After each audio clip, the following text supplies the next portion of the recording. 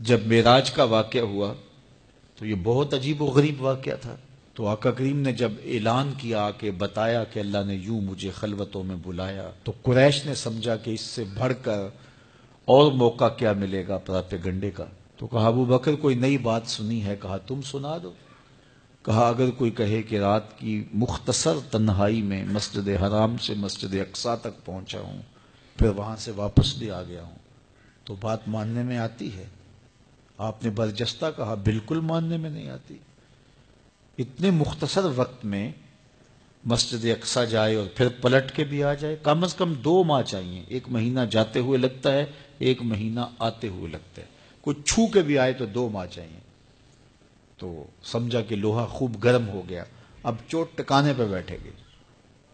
کہا ماننے میں نہیں نہ آتی؟ کہا بالکل نہیں ماننے میں آتی. تو کہا پھر تیرا یار ہی تو کہتا ہے. تو حضرت ابو بکر صدیق نے فرمایا وہ واقعی کہتے ہیں؟ ہاں ہاں ہاں انہی کا کہنا ہے.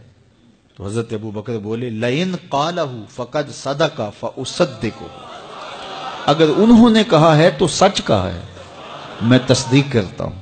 کہا ابھی تو تم کہہ رہے تھے کوئی کہے تو ماننے میں نہیں آتا. کہا کوئی کہے تو اب بھی نہیں مانوں گا، وہ اس سے بھی عجیب کہے تو مان لوں گا. اللہ اکبر. فبذالک سمی صدیق، علماء نے لکھا یہ وہ وجہ تھی جس کی وجہ سے آپ کو صدیق پکارا جانے لگا. معراج کی تصدیق کی اور صدیق کہلائے. صدیق تصدیق سے بھی ہے، اور ساری زندگی آپ نے جھوٹ زبان پہ نہیں آنے دیا.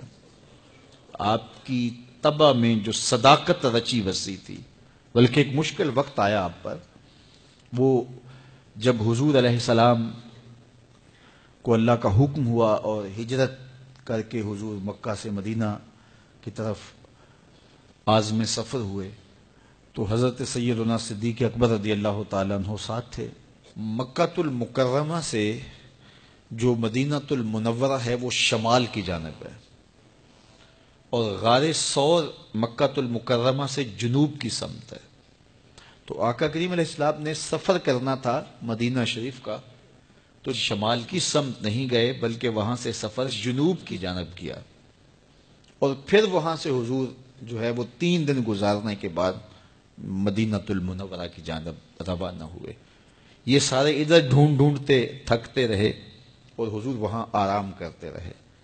اور 3 دن کے بعد جب ڈھونڈ کے ان کو کچھ نہ ملا تو آقا کریم وہاں سے نکلے اور سیدھا مدینہ المنورہ کی جانب عازم سفر ہوئے.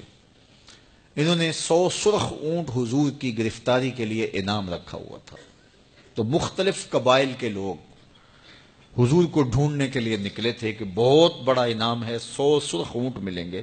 ایسے لوگ بھی تلاش کر رہے تھے جو حضور کو جانتے نہیں تھے. تو راستے کے اندر حضرت ابو بکر صدیق سے کوئی شخص ملا اور اسے شک پڑا کہ جن کو میں ڈھونڈ رہا ہوں کہ وہ کہیں یہی نہ ہو. تو اس نے حضرت ابو بکر صدیق سے پوچھا آپ کا نام؟ تو انہوں نے کہا میرا نام عبداللہ ہے، ابو بکر ہوں. تو اس نے پھر حضور کا پوچھا. اب حضور کو بھی ڈھونڈ رہے ہیں. آج امتحان آیا نا، صدیق اکبر کی صداقت کا امتحان آ گیا اور عشق کا امتحان آ گیا.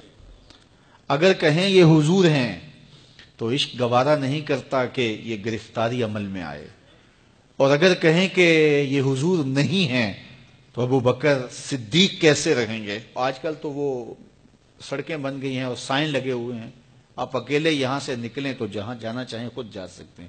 اس وقت تو پہاڑی راستے ہوتے تھے، یا تو لوگ قافلوں کے ساتھ چلتے تھے، اور اگر کسی کو ہنگامی طور پہ اکیلے جانا پڑتا تو وہ گائیڈ ساتھ لیتا جو راستے بتاتا. اس کو عربی میں ہادی کہتے ہیں. ہادی، رہنما، گائیڈ جو راستہ بتاتا. تو حضرت ابو بکر صدیق سے اس نے پوچھا یہ کون ہے آپ کے ساتھ؟ تو حضرت ابو بکر صدیق بولے ھذا ہادی یہدینی الی صراط المستقیم، یہ میرا ہادی ہے جو مجھے سیدھی راہ پہ چلا رہا ہے. تو وہ سمجھا یہ وہ والا ہادی ہے. لیکن حضرت ابو بکر صدیق دل و قلب و نگاہ کا مرشد قرار دے رہے تھے حضور کو. کہا یہ وہ میرا ہادی ہے جو میری دنیا بھی سیدھی کر رہا ہے، میری آخرت بھی سیدھی کر رہا ہے.